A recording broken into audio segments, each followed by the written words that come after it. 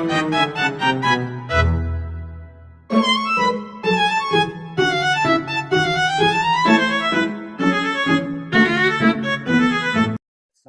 warahmatullahi wabarakatuh.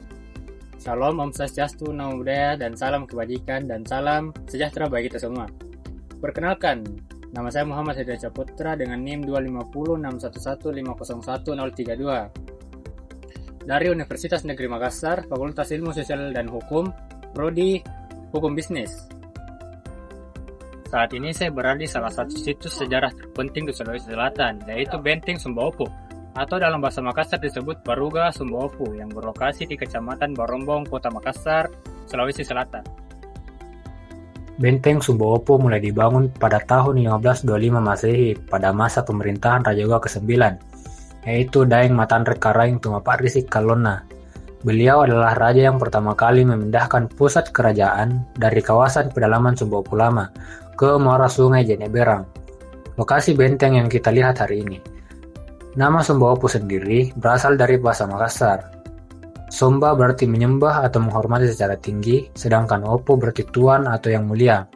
Jadi secara harfiah berarti tuan yang agung yang sangat disegani, gelar hormat rakyat kepada sultan mereka.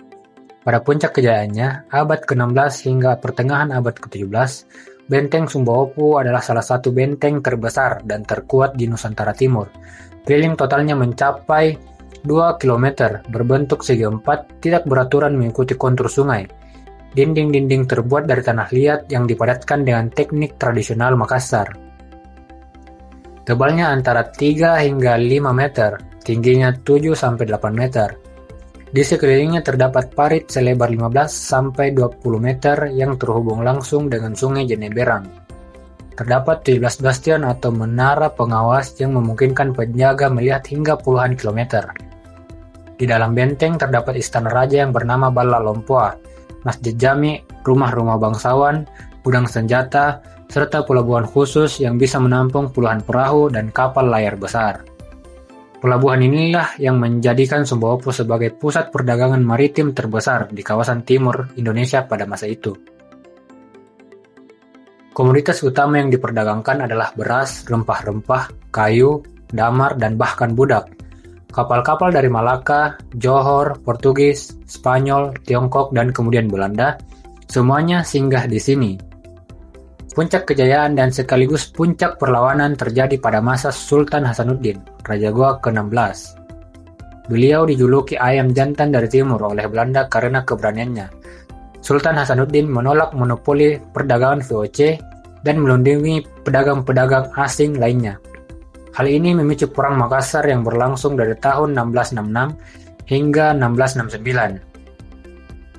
Setelah serangkaian pertempuran besar, termasuk pertempuran Laut Makassar dan pengepungan darat, Benteng Sumbaopo akhirnya jatuh pada tanggal 24 Juni 1669. Laksmana Cornelis Spelman bersama sekutu Bugis di bawah pimpinan Arong Palaka berhasil menduduki benteng sesuai pasal 3 Perjanjian Bungaya yang ditandatangani pada 18 November 1667. Dan diperkuat lagi tahun 1669.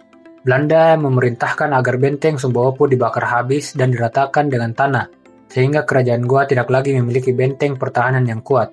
Selama lebih dari 3 abad, benteng Sumbaopo benar-benar lenyap dari permukaan tanah, hanya tersisa dalam cerita lisan dan naskah lontar masyarakat Makassar. Baru pada tahun 1989 hingga 1994, Balai Arkeologi Makassar melakukan penggalian sistematis. Hasilnya luar biasa. Ditemukan kembali fondasi dinding asli, ratusan meriam besi dan perunggu, ribuan keramik Tiongkok dinasti Ming dan Qing, tembikar Eropa, serta koin emas dan perak kerajaan Goa. Sejak tahun 1990-an hingga sekarang, benteng ini direkonstruksi secara bertahap di atas lahan seluas sekitar 11 hektar. Kini pengunjung dapat melihat museum mini replika 25 adat dari berbagai suku di Sulawesi Selatan, replika Istana Bala Lompoa, serta puluhan meriam kuno yang menjadi saksi bisu kejayaan masa lalu. Benteng Sumbaopo bukan sekedar bangunan tua, ia adalah simbol kedaulatan maritim, simbol keberanian menghadapi penjajah, dan simbol identitas masyarakat Makassar Bugis yang hingga kini masih menggaungkan semboyan "Sekali layar terkempang, pantang biduk berbalik ke tepian.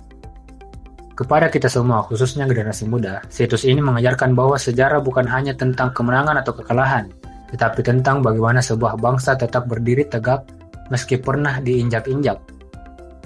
Demikian penjelasan lengkap mengenai sejarah Benteng Sumba Opo. Jika berkesempatan berkunjung ke Makassar, saya sangat menyarankan kepada kalian untuk datang ke sini, terutama pada sore hari ketika matahari terbenam di ufuk barat dan angin sepoi-sepoi dari Teluk Makassar menyapa wajah kita. Terima kasih atas perhatiannya. Wassalamualaikum warahmatullahi wabarakatuh.